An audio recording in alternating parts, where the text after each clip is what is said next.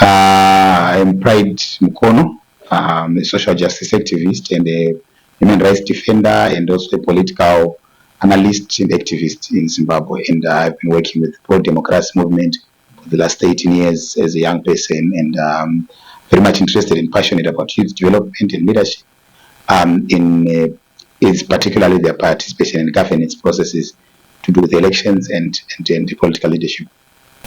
The coming of the 2023 elections comes at a background where we have seen youth apathy, and the apathy has been caused by a number of factors. Part of the factors include one, violence in politics. Most of our young people fear the violence that has been associated with our politics since independence.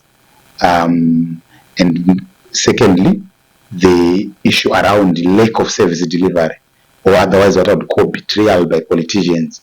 Politicians have lied continuously to young people that if you vote for us, we're going to change your lives. But in successive elections and in successive governments, young people's aspirations have not been met, and therefore they see politics as simply existing to empower those that are already in positions, those that are elected into positions of authority. So that lack of service delivery for young people and the failure of their aspirations to be met has seen them move away from politics.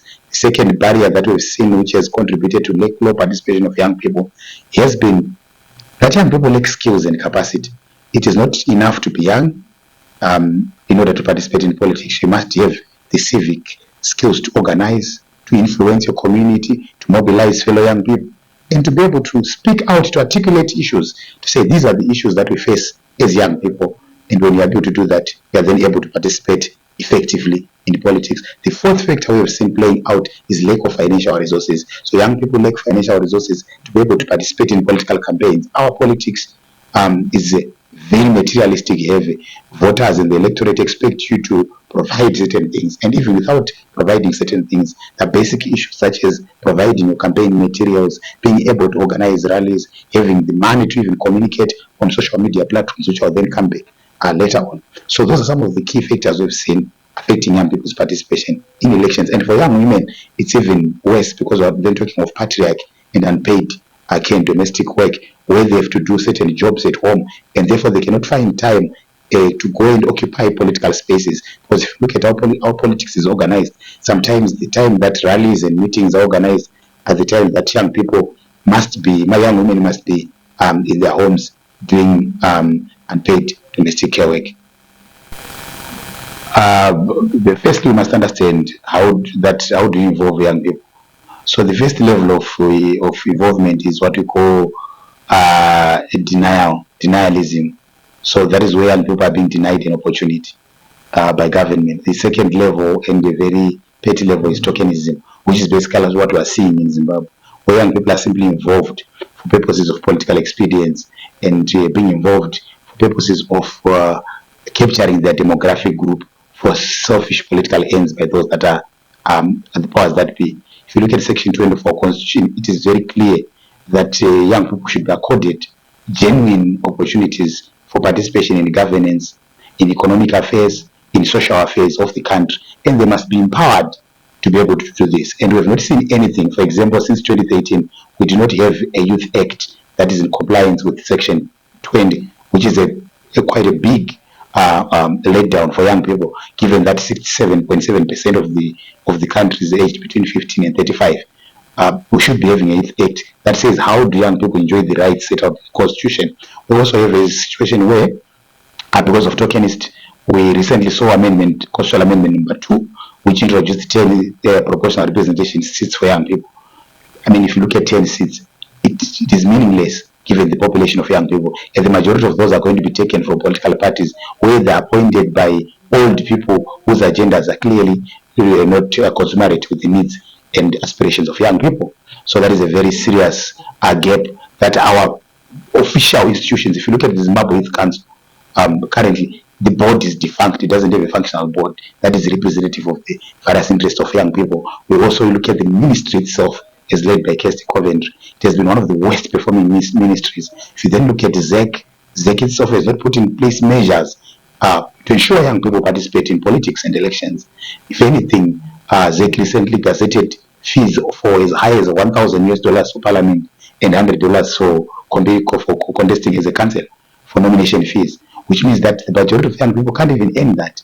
To earn $1,000, to save $1,000 as a young person is really difficult to do that in an economy where the majority of them live on less than $20 a day. So that is a serious indictment on the official institutions. So given what we've seen in Zimbabwe, the only level of participation for young people right now is tokenist. There's no genuine political will to have young people freely enjoy their rights and participate in various spaces, be it in governance or economic affairs.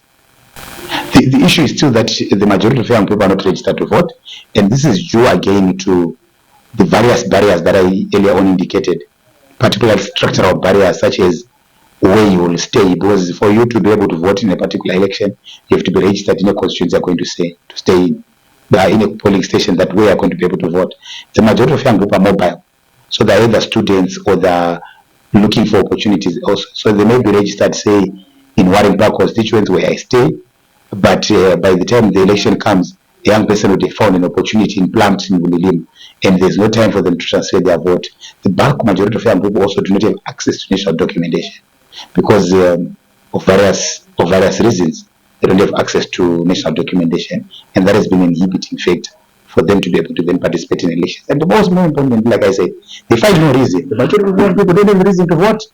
The political actors have let them down. They've not given them an opportunity to really enjoy and express themselves in that respect. So we find that the majority of young people simply say there's nothing to obtain from politics, and therefore we cannot vote. So they can't unlock their agents.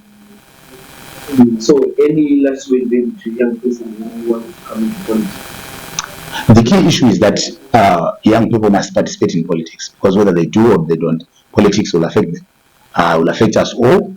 So the first important question for me is that look for opportunities and capacity. Join organizations, join associations in your community, where you can then begin to use your collective agents to learn about other things, to learn about politics, to learn about governance structures, to learn about your rights and the opportunities that are presentable within the national, regional, international frameworks which govern young people.